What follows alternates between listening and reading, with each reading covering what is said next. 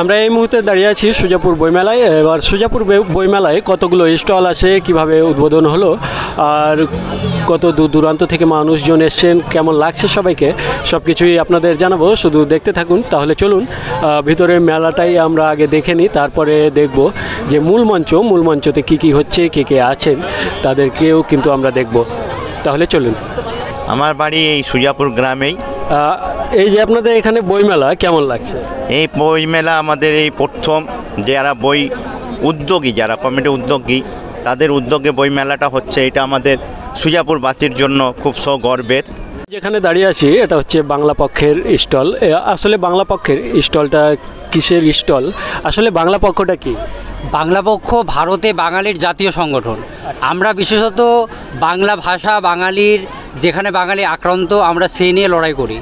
আমরা চাই বিএসএফের পরীক্ষায়, যে চাকরির পরীক্ষায় বাংলা ভাষা পেপার বাধ্যতামূলক, এবং রাজ্যের সমস্ত চাকরিতে যে চাকরির পরীক্ষাগুলো, সেই চাকরির পরীক্ষাগুলোতে যাতে বাংলা ভাষা বাধ্যতামূলক হয়।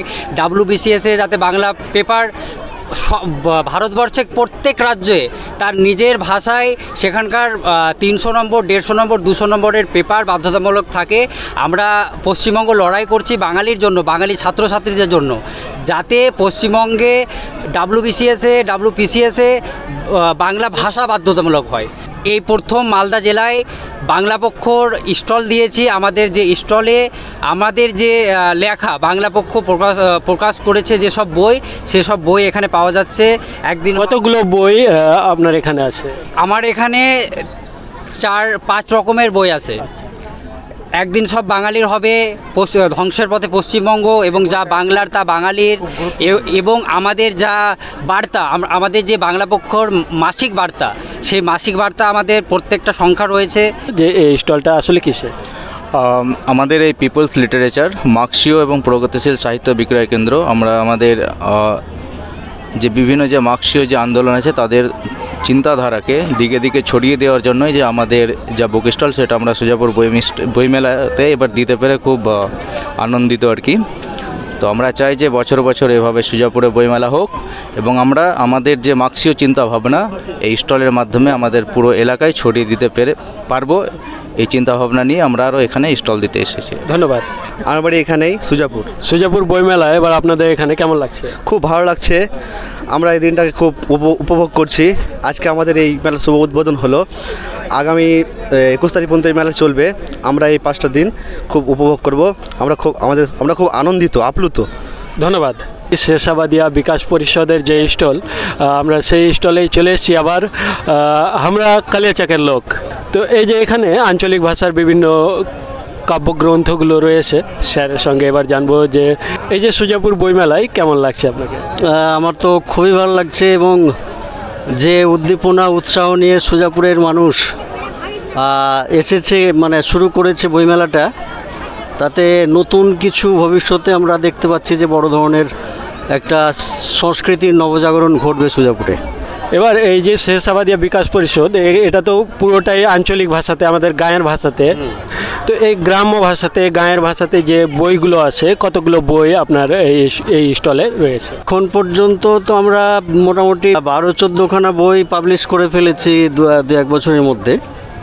তার মধ্যে গবেষণামূলক বই যেমন এই শেরশাবাদিয়া এই বইটা আছে। তারপরে শেরশাবাদিয়া প্রবাদ, বাগধারা এবং ছড়া, শিশুদের বা বড়দের যে ছড়াগুলো প্রচলিত আছে সেই ছড়াগুলো নিয়ে। শেরশাবাদিয়া মুসলিম সমাজ, সংস্কৃতি ও ভাষা নিয়ে আছে। সেই সঙ্গে আকমাল হোসেনের এই বইটা আছে, আমরা কালিয়াচকের লোক। এই বইটা মানে আমরা পাবলিশ করেছি। তারপরে আমরা মালদা জেলার লোক, আমরা উৎপল দাসের লেখা বই। মনে রাখতে হবে শেরশাবাদিয়া মানে শেরশাবাদিয়া ভাষী মানুষ মানে কিন্তু শুধু মুসলমান বাদিয়া নয়, এর মধ্যে মুসলমান বাদিয়া যেমন আছে, তেমনি সুজাপুরের বসনি যেটা, সেটাও কিন্তু তারই একটা একটা অংশ। সেই সঙ্গে যারা চাষা কিষাণ সম্প্রদায় হিন্দুদের মধ্যে আছে, কিষাণ মণ্ডল, তাদের ভাষাও কিন্তু শেরশাবাদিয়া ভাষা। অর্থাৎ কালিয়াচক সহ গোটা মালদার বেশিরভাগ মানুষের কথ্য ভাষা, যার কয়েকটা রূপ আছে, সেটা হচ্ছে শেরশাবাদিয়া ভাষা। তো সেই ভাষা চর্চা এজন্য করতে হচ্ছে আমাদের, কারণ আমাদের যে চিনহারি বা আইডেন্টিটি সেটা হচ্ছে সংস্কৃতি। আর সেই শেরশাবাদিয়া সংস্কৃতি যদি আমরা মানুষকে না দেখাতে পারি যে আমাদের শেরশাবাদিয়া সংস্কৃতিটাও ভালো জিনিস, কারণ কামতাপুরী বা রাজবংশী বা বাঙাল ভাষা যেটাকে আমরা বলি, সেই ভাষার মানুষরাও কিন্তু তাদের ভাষাতে কথা বলছে, সাহিত্য লিখছে, গল্প লিখছে, কবিতা লিখছে। তো আমরাও কিন্তু কবিতা, গল্প, নাটক, গম্ভীরা এবং আলকাপের যে ভাষা সেটাই কিন্তু শেরশাবাদিয়া ভাষা আমাদের মনে রাখতে হবে। তো যাতে মালদার মানুষকে চিনতে পারে আমাদের সংস্কৃতি দিয়ে, আমাদের ভাষা দিয়ে, সেই জন্য আমাদের এই আন্দোলন শুরু হয়েছে, শেরশাবাদিয়া ভাষা সংস্কৃতির আন্দোলন। এবার আমি উপস্থিত আছি মোহাম্মদিয়া পুস্তকালয়ে, যে বিশাল বড় একটা স্টল কিন্তু আপনারা দেখতে পাচ্ছেন, বিভিন্ন ধরনের বই কিন্তু এখানে পেয়ে যাবেন। তো আপনার যে এখানে স্টল, তো এখানে কতগুলো বই আছে? সমস্ত কি ইসলামিক বই? না, সব বই আছে। ইংলিশ গ্রামার, এই দেখুন। আচ্ছা, ইংলিশ গ্রামার, স্পোকেন ইংলিশ থেকে শুরু করে ক্লাসের বই, স্কুল বই দেখেন, এই যে। আচ্ছা, স্কুল বই, ইসলামিক বই, আর অন্যান্য ধর্মের বই, রান্নার বই, আপনার বিভিন্ন ধরনের বই আছে আমার কাছে। বিভিন্ন ধরনের বই আছে কিন্তু আপনার এই স্টল। হ্যাঁ হ্যাঁ হ্যাঁ, 100 মনীষীর জীবনী, বিজ্ঞানীদের জীবনী এবং বড় বড় মনীষীদের জীবনীও আছে। আচ্ছা, হ্যাঁ। এই যে সুজাপুর বই মেলায় এসেছেন, কেমন লাগছে? এই তো সুজাপুর তো আমারই নিজের গ্রাম, আমাকে আনন্দ লাগবেই, ভালো লাগছে আর কি। ধন্যবাদ। কোথায় এসেছো? সুজাপুর বইমেলায়। কেমন লাগছে? আমার খুব ভালো লাগছে এবং আমার অনেক ফ্রেন্ডকে নিয়ে এসেছি, তারাও খুব আনন্দিত এবং আমিও খুব আনন্দিত হয়েছি। এবং উনি বাংলা বিভাগীয় প্রধান, আজকে তিনি উদ্বোধন করেছেন। আরও পুলিশ এবং প্রশাসনের বিভিন্ন কর্তা ব্যক্তিরা ছিলেন এবং আমাদের এখানকার সমস্ত বিশিষ্ট শিক্ষাবিদ, হ্যাঁ, এবং স্কুল টিচার যারা লোকাল, তারা সকলেই ছিলেন। ছাত্রছাত্রীরা সকলেই উপস্থিত ছিল। একটা র্যালির মাধ্যমে যদিও বইমেলার শুরু হয়, সেই র্যালি করেই অনেক স্কুল থেকে এসছে বাচ্চারা। আর এই বইমেলাটা সত্যি আমাদের কাছে একটা অত্যন্ত আনন্দের এবং একটা শুভক্ষণ বলা যেতে পারে। কতগুলো বইয়ের স্টল এখনো হয়েছে? আমাদের বইয়ের স্টল প্রায় 10 থেকে 15খানা, যদিও আরও অধিক হতো।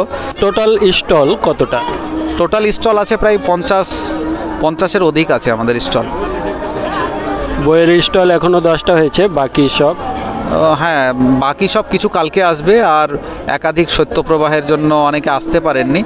আর এই সমস্যার জন্য আমরা সত্যি মানে কিছু বইয়ের স্টল না পাওয়ার জন্য হয়তো আমরা শীতটাকে দায়ীও করতে পারি এক প্রকার, যে হারে শীত পড়েছে।